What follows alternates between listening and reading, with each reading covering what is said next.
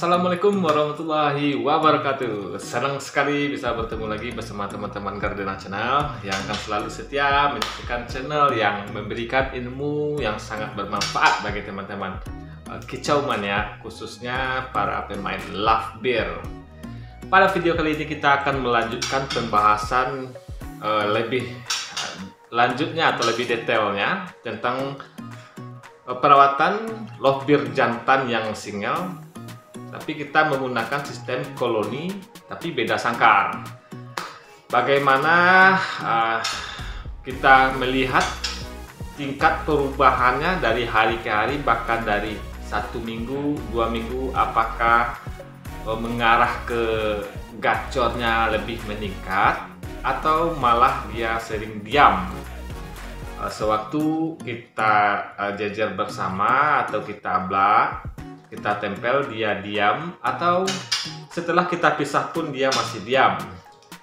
Pada video kali ini saya akan membahas tentang perilaku lovebird jantan setelah kita koloni dengan single.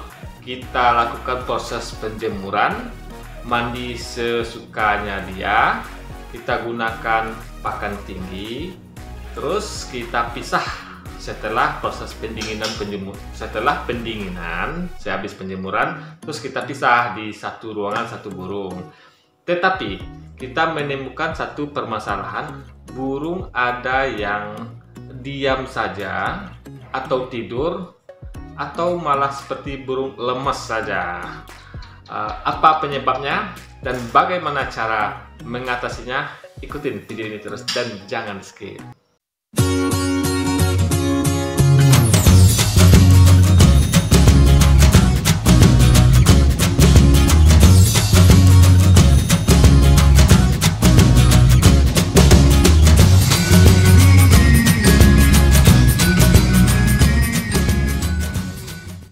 Oke teman-teman, pertama sekali saya akan mencoba membahas atau akan menampilkan contoh perilaku burung yang seperti saya bahas tadi. Ada lovebird jantan yang saya habis kita rawat seperti video sebelumnya tentang perawatan lovebird jantan single sistem koloni. Ada yang tidur seperti ini, dan ada juga yang ngiriwik saja seperti yang pada video ini. Jadi kalau saya pribadi pada proses perawatan ini saya menyimpulkan ada faktor yang menyebabkan burung lovebird dalam proses perawatan ini mengalami hal seperti ini. Yang pertama, karena kita melakukan proses pakan yang cukup tinggi. Jadi maksud pakan tinggi yang di sini saya akan memberikan informasi pakan yang saya gunakan. Boleh teman-teman sendiri gunakan pakan ini, dan boleh juga enggak, terserah teman-teman. Nanti akan saya coba berikan informasi pakan tinggi saya seperti apa, campurannya seperti apa. Yuk lihat dulu fotonya. Seperti inilah pakan oplosan saya sendiri. Ini menggunakan campuran 1:1 semuanya. Millet putihnya 1. Maksudnya 1 itu adalah 1 media takaran menurut teman-teman sendiri. Biasanya saya menggunakan secepuk ini sebagai pembandingnya. 1 millet putih, 1 millet merah, 1 padi kinari, 1 biji bayam saya kasih, dan 1 lagi kuaci yang saya blender. Saya hancurkan dengan mesin pembuat jus, blender biasanya saya panggil namanya. Itu pun kalau teman-teman sukanya yang dihaluskan, terserah, mau yang bulat pun juga terserah, tapi saya lebih pahamnya dihancurkan karena minyak dari kuaci tersebut menempel di seluruh biji-bijian yang kita oplos tadi, jadi lebih cepat. Ini definisi saya sendiri, ini adalah kesimpulan saya sendiri. Boleh setuju atau enggak terserah teman-teman. Jadi saya lebih memahami kalau kita hancurkan dengan cara di blender akan lebih menempel di seluruh biji-bijian yang kita oplos tadi. Terus pada rawatan 1 dan 2 minggu sebelumnya, saya kasih semuanya dengan pakan yang tinggi tadi.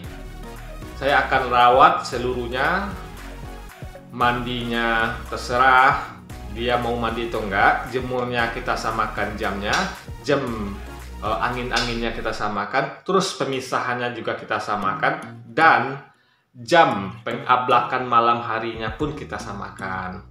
Jadi ada burung seperti yang saya bilang di video sebelumnya, ada yang cocok, ada yang tidak. Jadi disitulah kita jeli buat menilai apakah rawatan yang kita kasih ini cocok atau tidak.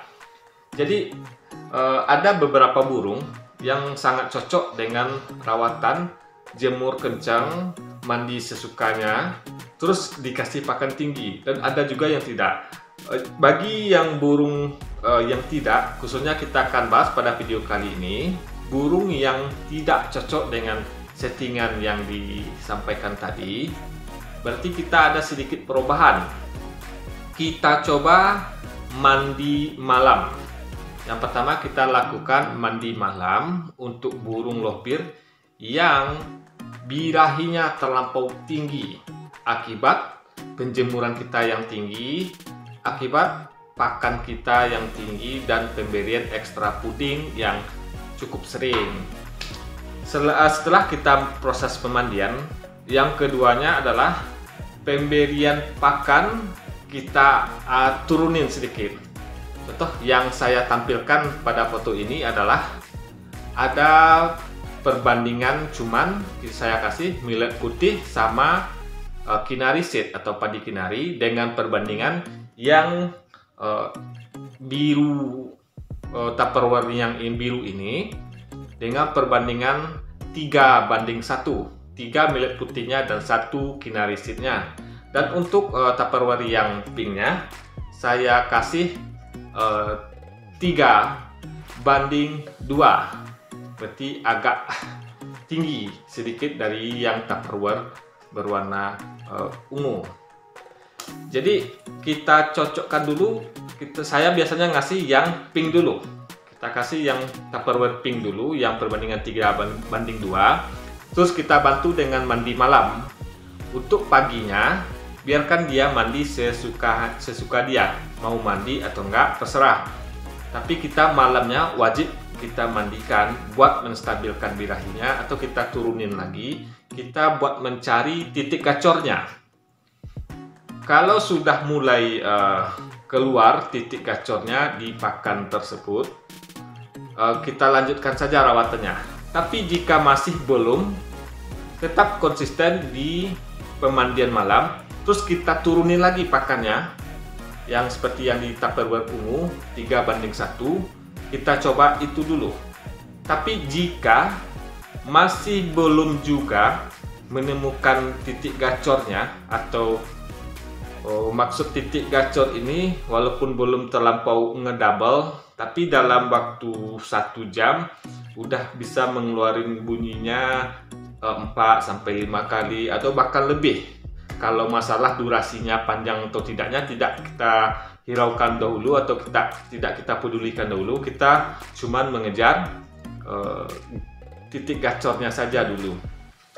Dan teman-teman, buat yang proses yang seperti yang saya sampaikan tadi, sudah kita kasih pakan yang 3:1, kita bantu mandi malam, tetapi masih belum keluar juga gacornya, maka kita coba dulu perhatikan apakah dia cocok dijemur dengan jam 3 jam seperti yang kita setting sebelumnya atau teman-teman yang lain, atau cuman butuh 2 jam, atau butuh 1 jam, atau butuhnya tidak butuh sama sekali penjemuran. Nah, jadi teman-teman, kita harus jeli, kita harus terus memperhatikan.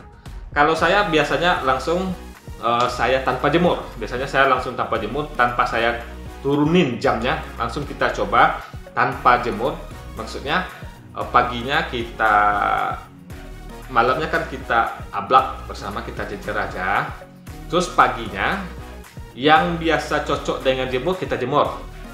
Kalau buat lovebird yang sudah kita mandikan malam dan kita kasih pakan 3:1 tadi, millet putihnya 3 takaran, 1 kinarisit tadi masih belum gacor, kita coba tanpa jemur, kita taruh di satu ruangan.